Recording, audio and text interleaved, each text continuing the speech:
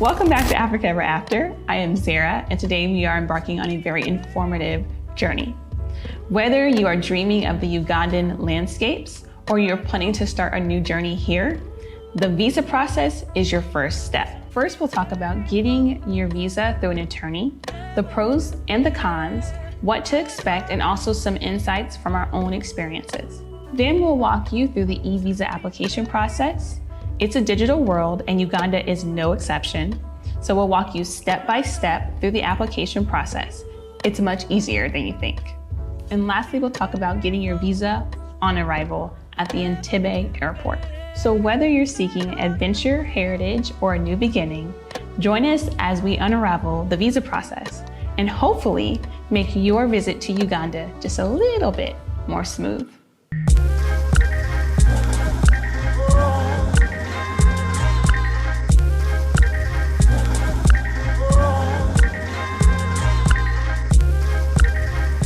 So the first time we came to Uganda, we used an attorney to apply for the visas for us. We got the ordinary Ugandan tourist visa, which lasts for 90 days and allows you to get 2 extensions of 60 days each. The attorney quoted us a price of $1,200 for the 6 of us. The visa actually only costs $50 to the Ugandan government. So as you can imagine, we thought that price was really high. We were able to negotiate him down to $600. Then we sent him all of the documents that were required by the Ugandan government. And then he took those documents and applied on our behalf to the same website that we would have went through.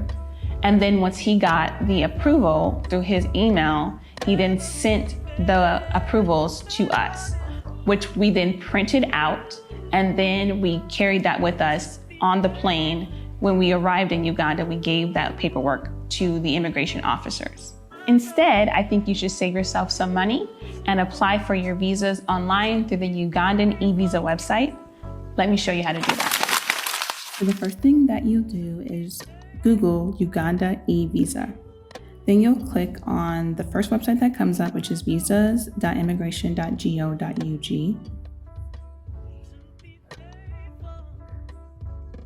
From here, as you can see, it's going to ask you to submit an application for either electronic visa or a permit to come into the country.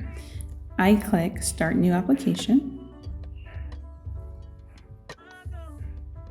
Then I choose the visa option.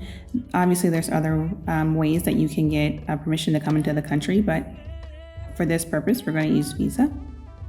Secondly, we're going to click on either the Ugandan or ordinary tourist visa or the East African tourist visa. One of the differences is that if you get the Ugandan ordinary tourist visa, it is a single entry visa. So that means if you leave the country and come back, you have to get another visa. In addition, you only are allowed to stay in the country for 90 days before getting an extension or leaving. You can get up to 2 extensions for up to 60 days each under the Ugandan ordinary tourist visa. If you go with the East African tourist visa, you will be able to travel to Uganda, Rwanda, and Kenya freely for 90 days. This visa is not, you're not allowed to get an extension with it. So after the 90 days, you would have to get a different type of visa or even another East African tourist visa. So let's look at the differences as far as what the paperwork is requiring. If you choose the Ugandan ordinary tourist visa, you'll notice that there are a lot of required documents that you will need to gather before continuing with the process. I will recommend that you use PDF files whenever possible. When I was trying to do it, I tried the JPEG, PNG, and BMP files, and none of those worked for me. It kept giving me errors. But when I went in and used all my files as PDF, the process was way smoother. And the price for this is $50. Again, this is the ordinary Ugandan tourist visa.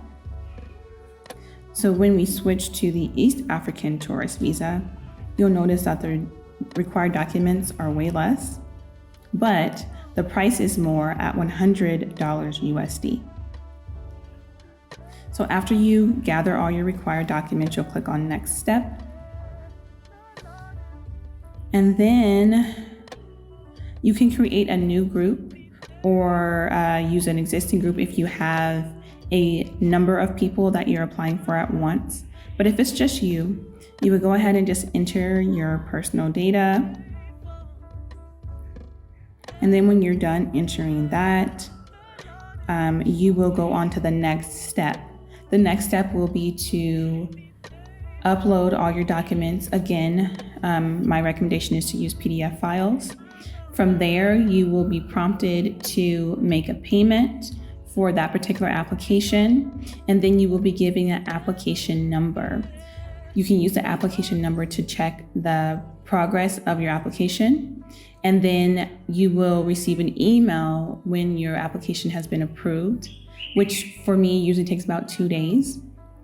And then you would just print off the approval and bring it with you when you fly in or you come across the border into Uganda. Also, if you don't want to go through the attorney and you don't want to apply online, you're able, most countries at least, are able to get a visa upon arrival.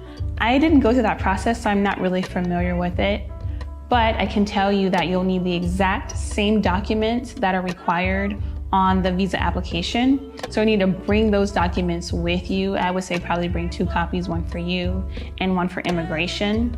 And I imagine the process will be much longer. When we arrived at the Entebbe airport, it took us roughly 40 minutes to get through immigration with our approval. So I imagine it would take a lot longer to do that without that approval. So for that reason, I don't recommend doing the visa on arrival, but you can if you have to. That wraps up our guide on the visa process for Uganda. We're hoping that allows you to get one step closer on visiting or moving to Uganda. If you have any questions about the process, or if you have any comments or questions about just living in Uganda in general, please drop them in the comments below. We love hearing from you, and it's really important that we help each other on this journey, right?